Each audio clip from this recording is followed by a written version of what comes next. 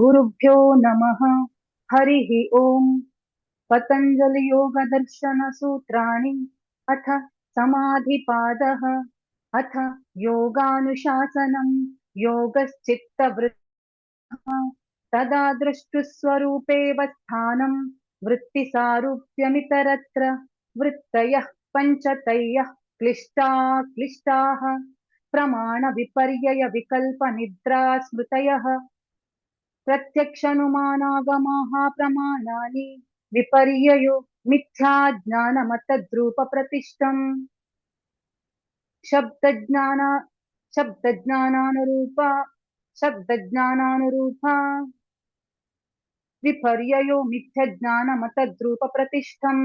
शब्दज्ञानानुरूपा शब्दज्ञान शब्दज्ञानानु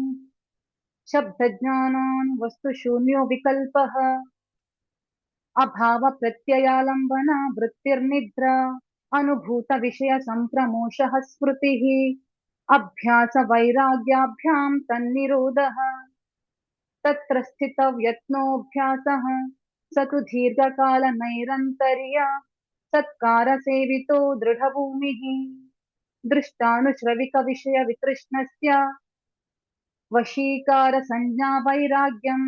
तत्परं पुरुषख्यातेर्गुणवैतृष्ण्यम् वितर्क विचारानन्दास्मिता रूपानुगमात् सम्प्रज्ञातः विराम प्रत्ययाभ्यास पूर्वः संस्कार शेषोऽन्यः भवत्ययो विदेह प्रकृतिलयानाम्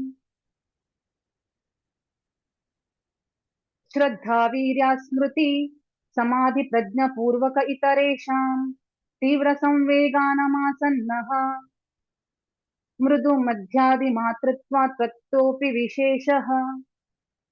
ईश्वर प्रणिधानाद्वा क्लेश कर्म विपाकाशैर्य परामृष्टः पुरुष विशेष ईश्वरः तत्र निरतिशयं सर्वज्ञ बीजम् स एषः पूर्वेषामपि गुरुः कालेनानवच्छेदात् तस्य वाचकः प्रणवः तज्जपस्तदर्थभावनम् ततः प्रत्यक्चेतनाभिगमोऽप्यन्तराय भावश्च व्याधिस्थान संशया प्रमादालस्याविरति भ्रान्ति दर्शनालब्ध भूमिकत्वानवस्थितत्वानि चित्तविक्षेपास्ते अन्तरायः दुःख दौर्मनस्याङ्गमेचयत्वा श्वास प्रश्वास विक्षेपतः भुवः तत्प्रतिषेधार्थमेकतत्त्वाभ्यासः मैत्री करुणा मुदितोपेक्षाणां सुख दुःख पुण्य विषयाणां भावनातश्चित्त प्रसादनम् प्रच्छर्दन विधारणाभ्यां वा प्राणस्य विषयवती वा प्रवृत्तिरुत्पन्न मनसः स्थितिनिबन्धिनी विशोका वा ज्योतिष्मती वीतराग विषयं वा चित्तम् स्वप्न निद्र ज्ञानालम्बनं वा यथाभिमता ध्यानाद्वा परमाणु परम महत्वान्तोऽस्य वशीकारः क्षीणवृत्तेरभिजातस्येव मणिर्गृहीत्रा ग्रहणग्राह्येषु तस्थ तदञ्जनता समापत्तिः ततः शब्दार्थ ज्ञान विकल्पैः संकीर्ण सवितर्का समापत्तिः स्मृति परिशुद्धौ स्वरूप शून्ये वार्ता मार्ता निर्भासा निर्वितर्क एतयैव सविचार निर्विचारा च सूक्ष्म विषय व्याख्यात सूक्ष्म विषयत्वं वा चालिंग पर्यवासनम् त एव सबीजः समाधिः निर्विचार निर्विचार वैशाराध्ये निर्विचार वैशाराध्येऽध्यात्मा प्रसादः ऋतंबर तत्र प्रज्ञा श्रुतानुमान प्रज्ञाभ्यामन्य विषय